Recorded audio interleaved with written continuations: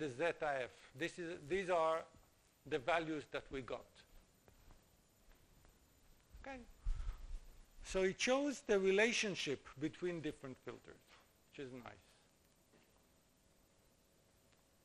Therefore, if we use, this is the narrowband output SNR.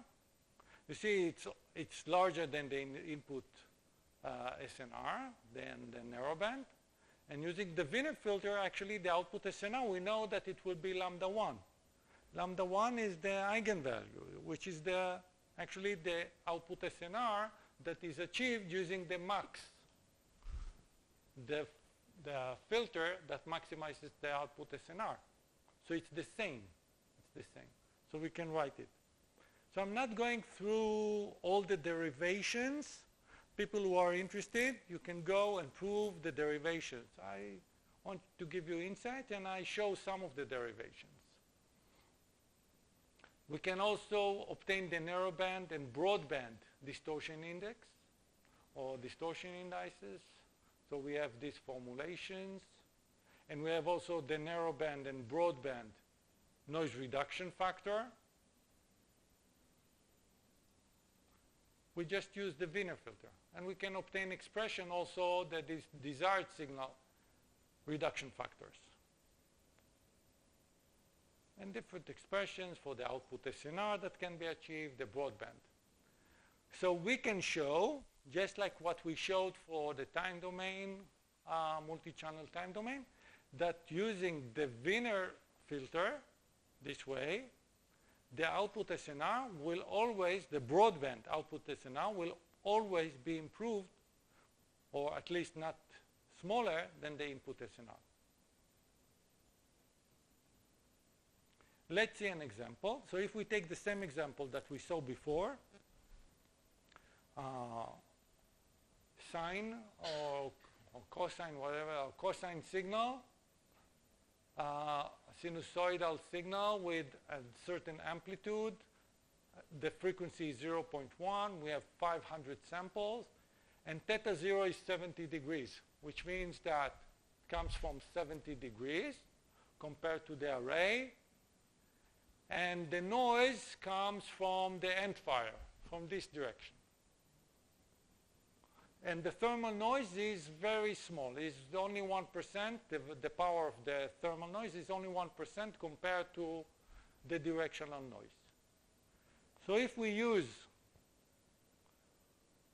the Wiener filter, we see the gain in SNR, the MSC, the noise reduction factor, and the desired signal reduction factor for different number of sensors. The blue line is for one sensor. Green, 2 sensors, then 5 sensors, then 10 sensors. So you see that the more for a given input SNR, the more sensors that we use, we can have higher noise reduction. We can reduce more noise. Okay, and you see a big jump between 1 and 2 sensors. This is the jump between 1 and 2 sensors. This is jump from 2 to 5 sensors. This is from 5 to 10. The fact that I have a big jump from 1 to 2 sensors, it means that I have significant amount of directional noise, which is true in this example. Okay, because you see that the thermal noise is only 1% of the directional noise. So if I have big reduction or big noise reduction, when I switch, when I add even one more sensor, from 1 I jump to 2, I take 2 sensors, I can reduce a lot of noise because now I can have spatial information. I can separate between the desired source and the undesired interference. Now, if I want to increase the noise reduction, I need to add more. Of course, I need to increase the number of sensors. But the big jump comes from 1 to 2. Afterwards, from 2 to 3, it will be a smaller jump. 3 to 4, so on. Okay. And also, okay, so when I increase the noise reduction, I also increase the output SNR. so the gain in SNR increases when I increase the number of sensors. I also decrease the distortion and decrease the MST. You see also the decrease in the distortion, there is a big jump when I moved from one sensor to two sensors. This is a big jump. Because with one sensor, I have no spatial information, no spatial filtering. With two sensors, even with two sensors, I have spatial filtering. So I can suppress a lot of interference, a lot of noise, without sacrificing too much distortion, which is nice. Okay? This tells us that in this example, it's good to use spatial information, okay? Because it's very important. Spatial information enables you to improve the MST, to improve the output SNR, and so on, without sacrificing much distortion to the desired signal. But when the noise comes from a certain direction, if I will have noise, thermal noise, or diffuse noise that it comes from all other direction, the amount of performance when we move from one sensor to two sensors is not as big as this. Okay, so the jump in performance will be much smaller when we deal with thermal noise or diffuse noise. But when we deal with directional noise sources, directional interferences, there is a big jump, a big gain in performance when we move from a single sensor to more than a single sensor, a few sensors, which means that the array gain becomes significant. Okay? Now, for this example, we can see a realization. So suppose we measure, this is a noisy measurement. This is the magnitude of the noisy measurement in the reference sensor, Y1. This is the magnitude of Y1 as a function of the frequency. So you see that the desired signal is a certain spike in 0.1 because its frequency is 0.1, and we have the negative value because it's with a certain phase. So this is the noisy measurement. This is the error. This is the difference, the magnitude of the error between X filter desired, it doesn't show here, between X filter desired and X1. Note that the scale is different. Here the scale is between 0 dB and 140 dB. You see, and this is the magnitude of the component. So it's 100 dB. Here, the error, the scale here of the error is between 0 and 20 dB. Okay? So the error is much smaller than the signal component. Okay? So don't think that it's the same scale. So this is the error when we have a single sensor. This is the error when we have two sensors. So you see, this is the same scale from 0 to 20 dB. So you see that by increasing the number of sensors from 1 to 2, the error becomes much smaller. If we increase the number of sensors to 5, you see the error becomes much smaller, which is nice. Okay? If we check the input SNR here is minus 5 dB, and the error, you see here, okay, so the output SNR here with a single sensor, it's 14.2 dB, the output SNR here.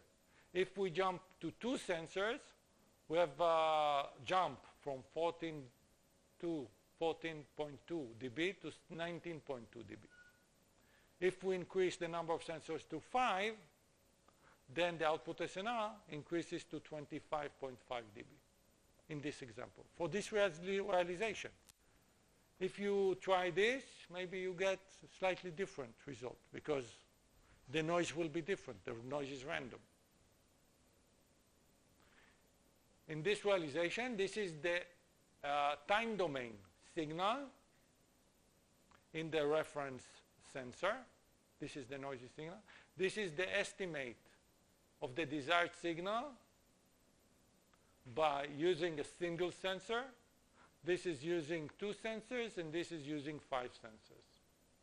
So you see we have much improvement compared to what we learned when we used only a single sensor, because we're able to separate.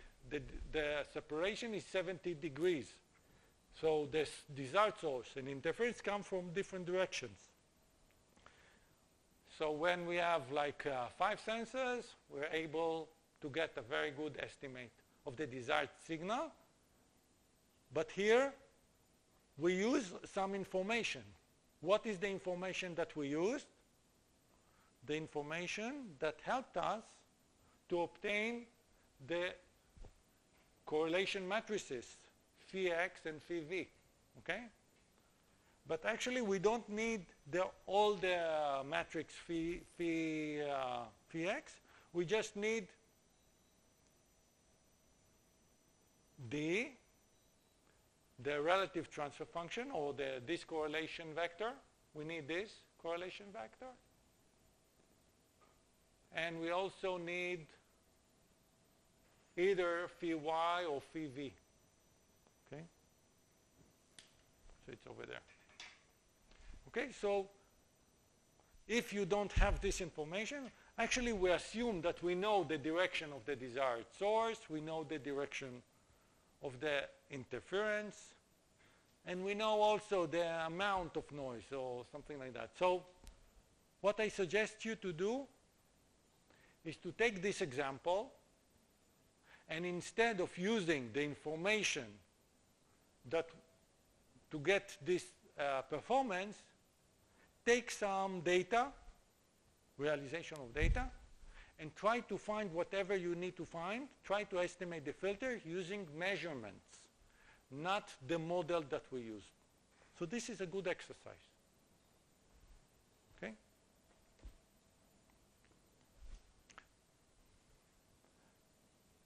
So here we have an assignment. Okay? First, the assignment is to derive different expressions that we saw before. So it's a good exercise. And also to generate the figures in example 2, what we just saw, these figures, okay? All these figures. To generate them, I suggest that you generate them, but instead of using the information, the true information, try to estimate it from measurement and see the effect. So this will be assignment number 3. You will have another assignment, 4. Okay? So in this course, we will have 4 assignments. MVDR.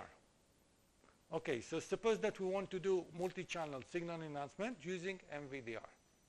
The problem of MVDR, so we try to get zero distortion. Zero distortion, or actually, we try to minimize the variance of the residual noise. It's not here. Okay? The variance of the residual noise in the estimate, in Z, subject to distortionless constraint. Okay?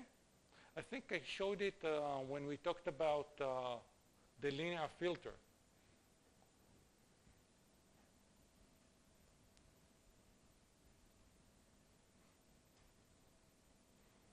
I think I already talked about it, so I will not repeat, okay? So this is the distortionless constraint, because this enables us to get the X filter desired equal to X1, and this is the variance of the residual noise at the output of the filter. So this is the problem, and to solve this problem, this is the solution. I think we did it a few times.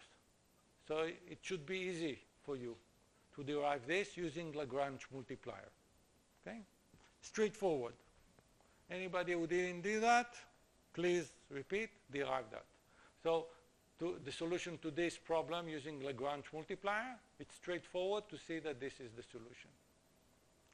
Okay. So this is the MVDR, which is also nice to see. See, it's related, it's proportional to this. So this value, zeta, the weight, this is a scalar. So it's 1 over this. These are the weights.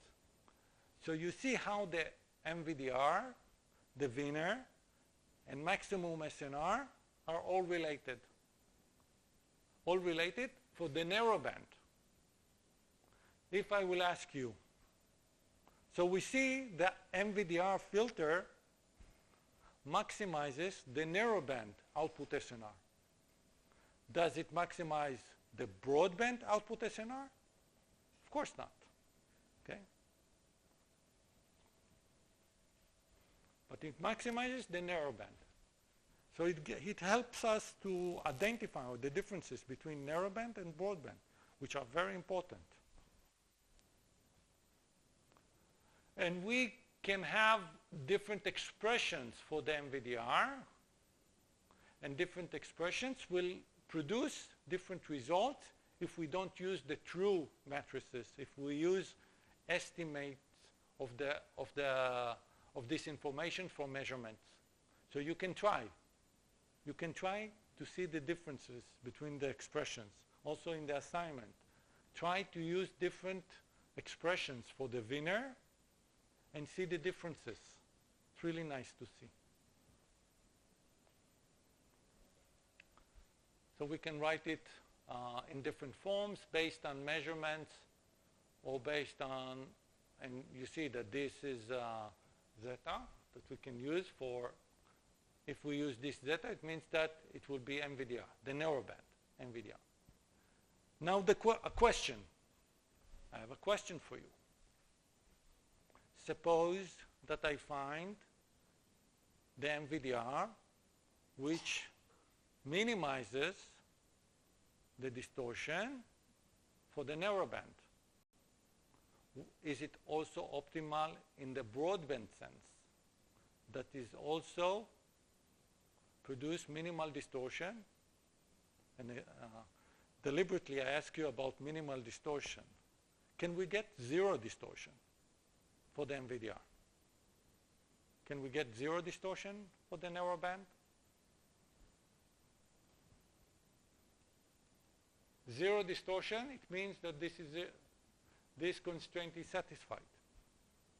Okay, so if I know the exact information here, if I know this vector, I can design this filter such that the distortion, narrow band distortion, will be zero. So I have no distortion, no narrow band distortion, which means that this filter is optimal in the sense that that we have no narrow band distortion using this filter. Will it also be optimal in the broadband? Suppose that I want that broadband distortion will be zero. Is it also optimal in the sense that the broadband distortion will be zero? The broadband distortion index, for example. Will it be zero? Yes. Why? Okay, but before I ask why, I remind you that if I compare the distortion index, so the distortion index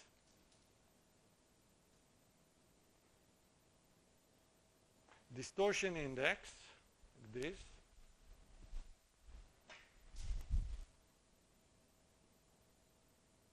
compared to the integral of the narrowband distortion index. This is the narrowband distortion index. So if I take the integral or the summation of the narrowband distortion, can I put here equality? No. But still, if I have 0 distortion, so the broadband is also 0 distortion. Why? Because the broadband distortion is a superposition with positive weights of the narrowband distortion. Okay?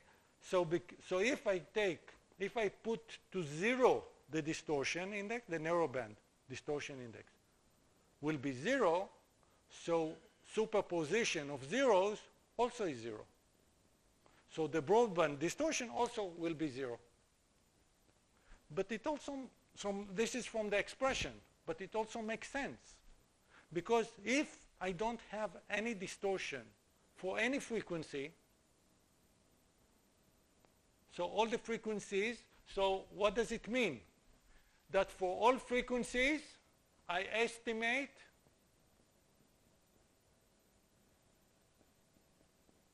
the desired signal component. So I have no distortion, which means that it equals to x1f for all frequencies. So I don't have any broadband signal distortion. Okay? Another question. If the distortion is small for each frequency, so I try to minimize it, but it's not 0. Does it, so suppose that I find a filter that minimizes the distortion for each frequency, but it doesn't obtain 0 distortion, so it's not MVDR, but it minimizes it in some sense. Is it also optimal in the broadband sense? Okay, so in the broadband, you see, the weight, in order to put here equality, the weight that I need to multiply each distortion is weighted by the variance of the desired signal in that frequency. Okay, I can go back to the expression. But here I have certain weights, which means that signal components which are strong, so in those frequencies, I need to minimize more the distortion. So if I want to minimize the broadband distortion, if I don't have distortion in each frequency, but I want to minimize the distortion by some filter, and I want to minimize the broadband, because usually in applications we are interested in the broadband measure. So if I want to minimize the broadband distortion, what I need to do, I need to do more effort to minimize the distortion in the strong, in the more significant components, which components where the signal, the desired signal is larger. Because if I minimize the distortion in strong signal components, eventually over all frequencies, I have better performance. I don't want to make big effort to minimize the distortion in weak signal components, because it's not, if one is on the account of the other, I want to make most of the effort to minimize the distortion in strong components. Here, I put to 0 the distortion in all components. So of course, I don't have any distortion. I can get, using the MVDR, 0 distortion, also broadband. Okay, and I have different expressions for the MVDR.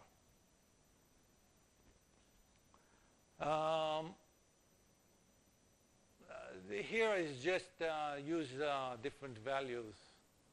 It doesn't really matter. Okay, and what I see here, that using the MVDR, also the output SNR, the broadband output SNR is larger than the input SNR. Of course. Okay. In this example, using the previous example, the same, but I use the MVDR and I compare the gain in SNR using the MVDR, the MMSC, the mean squared error using the MVDR, the noise reduction, and the distortion. So you see, for different number of sensors, blue is one sensor, then we have 2 sensors, green, red 5 sensors, and then 10 sensors. So you see that the noise reduction, when we increase the number of sensors, increases. And the gain in SNR also increases because they are together. Distortion, we don't have any distortion because it's designed according to the constraint of 0 distortion. And the MSC, it reduces when we increase the number of sensors for a given input SNR. If I compare the noise reduction using the MVDR, suppose that I have 5 sensors. 5 sensors. This is the red. Okay, 5 sensors. And I compare here the noise reduction. This is the broadband noise reduction factor. If I compare this, MVDR, compared to the Wiener, which one produces more noise reduction factor? Which one reduces, have more noise reduction?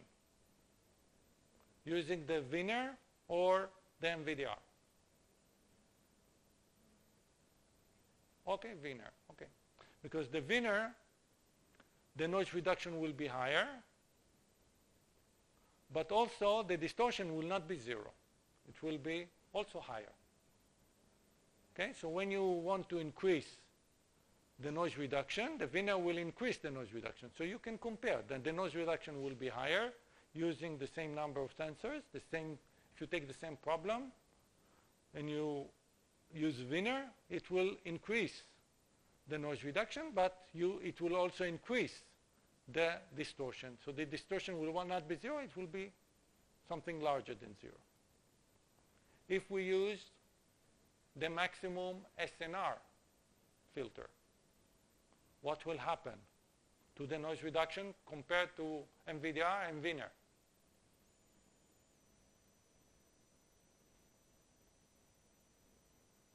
So the maximum SNR, you know, it will suppress more noise, more than the Wiener. So the noise reduction will be even higher, but the distortion will be even higher than the Wiener. Okay, so we know the relations between different filters and the objectives, and we understand what do they do. Okay, the MVDR, we have signal subspace. It doesn't distort this signal subspace. So the amount of noise that is reduced or suppressed is just in the noise-only subspace. That's why it's limited in the amount of noise that it can reduce. The Wiener suppresses more noise, and it introduces in the signal subspace some distortion. The maximum SNR filter, actually, it can remove all components, and it will keep only one component with the highest SNR. So it will produce the maximum amount of noise reduction, but the maximum amount of distortion compared to these filters.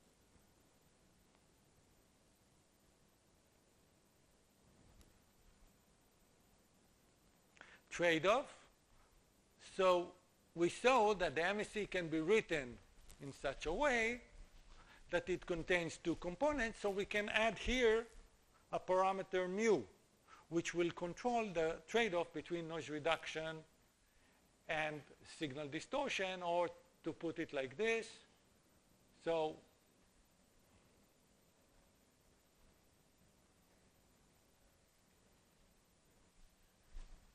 it went back. Okay. So we can solve this problem with the Lagrange multiplier mu. And we have nice formulation. So we have this expression, but we also have other expressions, which are very nice. Because what we see here in this expression with the trade-off, that if mu equals to 1, Okay, this is simple. If mu equals to 1, what do we get? The Wiener filter. Right. If mu equals to 0, what do we get? MVDR, which is nice. So we see the relations between the trade-off filter, MVDR, and the Wiener filter.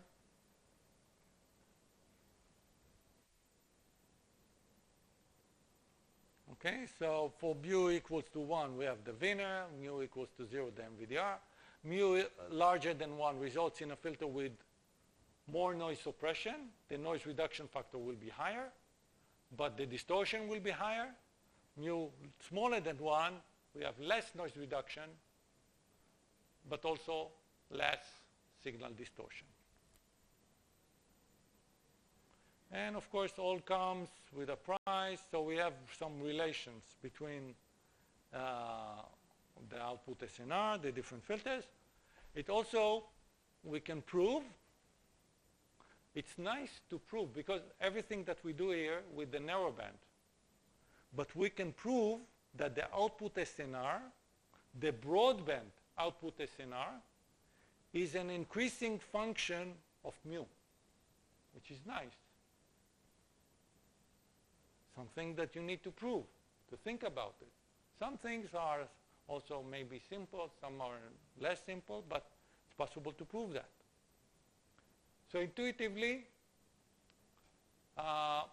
this is very important, because sometimes you want to show that, you see, when we derive the trade-off filter, we derive it in the narrowband sense. Okay? And we try, so this gives us some trade-off between noise reduction and signal distortion for the narrowband. But you know that the output SNR is not an integral of the narrowband output SNR. So to show that this is the output, the broadband output SNR is an increasing function of mu, something nice. Okay? So sometimes it gives us insight to show that this parameter mu, of course, we can choose different mu for different frequencies. Here I can put mu, which is constant over all frequencies. But I can change it. For each frequency, I can change it. But if I use a constant mu, then the broadband output SNR will be an increasing function of mu, which is nice. Nice to show. And then I can ask you, does it make sense to change mu for each frequency? Does it make sense? Maybe I will choose for each frequency a different mu. Depends on what I want to achieve. Okay, so this is a question. Let's continue. See, sometimes I ask you questions, I don't give you answer. I want you to think. The distortion index, you see the output SNR, is an increasing function of mu. The broadband desired signal distortion index is an increasing function of the parameter mu, which also is something nice. So both are increasing function of mu. So when I increase mu, if mu is constant, independent of f, mu is constant,